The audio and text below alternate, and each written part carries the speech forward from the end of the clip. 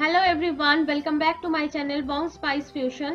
আজকে আমি আপনাদের সঙ্গে বাঁধাকপির রেসিপি শেয়ার করতে চলেছি। দেখতে পাচ্ছেন প্রথমে আমি ঝিরি করে বাঁধাকপি কেটে রেখেছি। আমি প্রেসার কুকারে একটা সিটি দিয়ে এটা একটু বাঁধাকপিটাকে জল ভাপিয়ে নেব।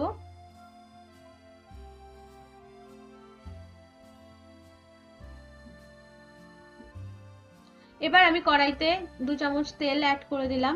এবার কেটে রাখা আলুটা আমি ভেজে নেব। সামান্য নুন অ্যাড করলাম। এবার কিছুটা হলুদ অ্যাড করে দেব। আলুটা ভাজা হয়ে গেলে এবার আলুটা তুলে রাখবো। এবার সেই কড়াইতেই আমি কিছুটা সর্ষের তেল অ্যাড করে দিলাম। এবার আমি একটা শুকনো লঙ্কা, একটা তেজপাতা এবং 2 চামচ জিরে অ্যাড করলাম এবং আমি 1 টিস্পুন মতো হিং অ্যাড করলাম। তারপর আমি 1 টেবিল স্পুন আদা বাটা অ্যাড করলাম। এবার ভালো করে আদাটা ভাজতে থাকবো যাতে আদার কাঁচা গন্ধ না থাকে। এবার একে একে আমি গুঁড়ো মশলাগুলো অ্যাড করে দেবো।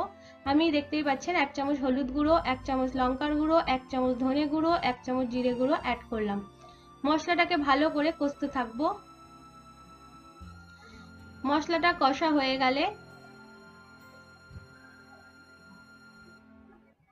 এবার সামান্য জল অ্যাড করব যাতে মশলাটা পুড়ে না যায়। এবার মশলার মধ্যে আমি কিছুটা কড়াইশুঁটি অ্যাড করে দিলাম।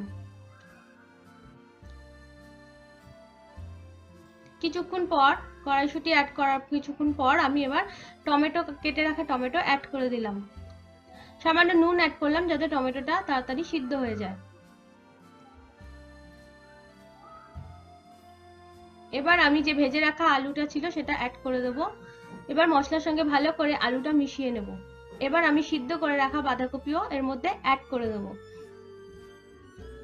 বাঁধাকপিটা অ্যাড করে দিলাম এবং ভালো করে মশলার সঙ্গে বাঁধাকপিটাকে কষতে থাকবো। এবার আপনারা স্বাদ মতো নুন অ্যাড করে দেবেন। ভালো করে বাঁধাকপিটা আমি কষতে থাকবো যতক্ষণ বাঁধাকপির জল ভাবটা কেটে না যায়। আমি একদম শুকনো করে বাঁধাকপি করব। দেখতেই পাচ্ছেন বাঁধাকপি একদম শেষের পথে, মানে ভালোভাবে কষিয়ে নিয়েছি। এবার আমি 1 চামচ গরম মশলা অ্যাড করব এবং 1 চামচ ঘি অ্যাড করে দিলাম এবং স্বাদ মতো চিনি 1 চামচ অ্যাড করলাম। তৈরি হয়ে গেল আমার বাঁধাকপি রেসিপি। ভালো লাগলে লাইক, কমেন্ট, শেয়ার করে পাশে থাকবেন। ধন্যবাদ।